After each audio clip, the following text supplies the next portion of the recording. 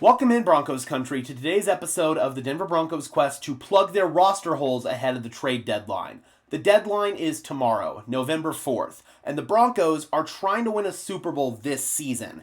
However, I think their roster is a couple moves away from being legitimate Super Bowl contenders.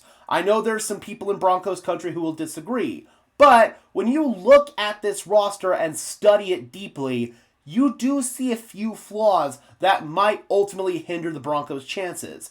But the trade deadline could be the perfect opportunity here for the Broncos to plug some of those holes, strengthen some of these weaknesses, and truly put themselves in Super Bowl contention.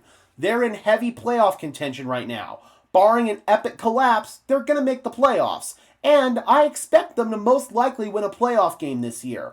But with all the parity in the AFC, Joe Burrow being injured, one of the franchise quarterbacks being down, the Chiefs sort of having a down year, the Ravens being injured, getting off to a slow start, and now they're just starting to recover. You've got Buffalo, who's shown signs of vulnerability. I believe the Broncos might have their best chance under Bo Nix's rookie contract to win the Super Bowl this year. I don't know if there's going to be another year where all the stars align and Denver's going to have as good of an opportunity. Additionally, as time goes on, some of these contracts start kicking in for the Broncos, it's going to be a lot harder to field a complete roster around Bo Nix. So, this is it, Broncos country. This might be the season where Denver can win it all, and I think they need to go all in to do so. There's several positions that we've been eyeballing: wide receiver, tight end, inside linebacker, even interior defensive line if the right guy comes up. Today, I want to talk about the tight end position because there are two players that the Denver Broncos have been keeping an eye on here: David Njoku and TJ Hawkinson. One thing is very clear: the Broncos need a true two-way inline wide tight end that can catch passes and at least be a functional blocker. Adam Troutman is not cutting it in that role.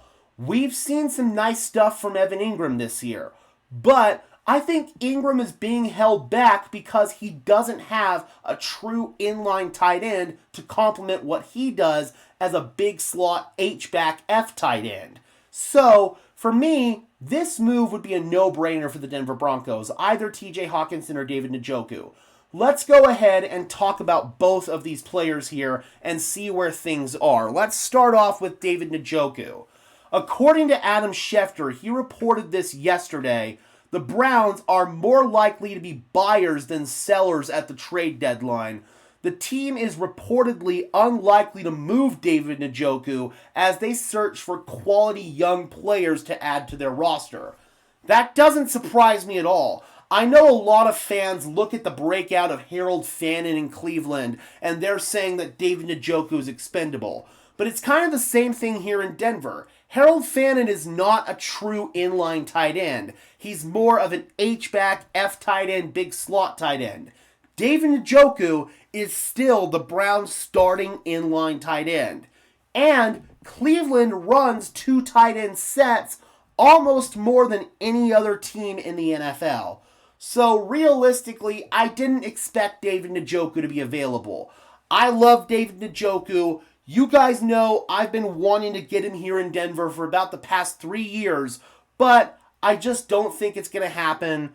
Cleveland's stupid. If I were them, I'd be trying to trade away as many players as I could because they're in line for yet another full-scale rebuild. David Njoku, he's been a good soldier there. He's been there since, I believe, 2017. So he and Myles Garrett, those are the two guys that have stuck it out in Cleveland for this long. But for me, man, David Njoku, I don't understand why you're so loyal to Cleveland. Go elsewhere, but I also understand why Cleveland wouldn't want to move him because he does play an important role on their offense. Now let's go ahead and talk about TJ Hawkinson. So this was a report that came out on October 25th from Polymarket Football. Vikings fielding trade calls for TJ Hawkinson, and the Rams and Broncos are teams with interest. Remember, George Payton used to be an executive in Minnesota, so he does have some relationships with that front office. Sean Payton, I believe, has some relationships there as well. So I could see this being more likely than David Njoku. However, the Minnesota Vikings won yesterday in J.J. McCarthy's first game back, and T.J. Hawkinson caught a touchdown in that game. So I don't know if they're going to move T.J. Hawkinson now that they might have an opportunity to either turn their season around or at bare minimum just see what they have in J.J. McCarthy. I don't know if they'd want to trade away one of his more reliable weapons.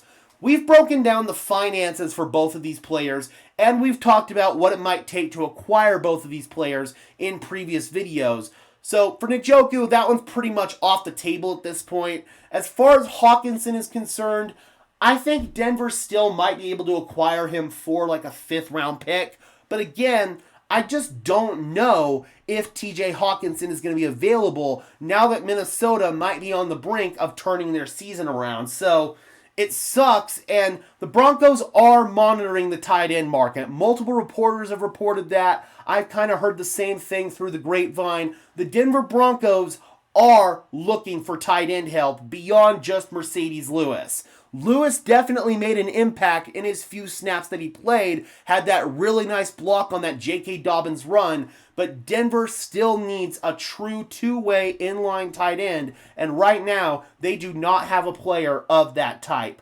I desperately hope they can get one, if not this year, then this upcoming season in the draft and free agency. Somehow, some way, Denver needs a real tight end. I'm hopeful for Hawkinson. If there's going to be a move made by the Broncos, I would expect it to happen later today just because Denver's on a short week. The trade deadline, I believe, is 2 o'clock Mountain Time tomorrow, so we should expect some news one way or the other here very soon. Alright guys, be sure to leave a like on this video as well as subscribe and ring the bell so these videos appear in your notification feed. I would really appreciate it, guys. Those are both free and easy ways to show your support. It helps tell YouTube's algorithm to push us out, and it helps us get seen by more and more members of Broncos country just like you and me. Additionally, if you guys want to go above and beyond in supporting the channel, please consider becoming a channel member today. I would really appreciate it. It's not mandatory whatsoever, but if you guys want some extra perks and incentives in exchange for helping me out and helping this channel grow, I would really appreciate if you would consider it. Link in the description below. Alright guys, and until next time, I'm your host Gage Madrid, saying peace out.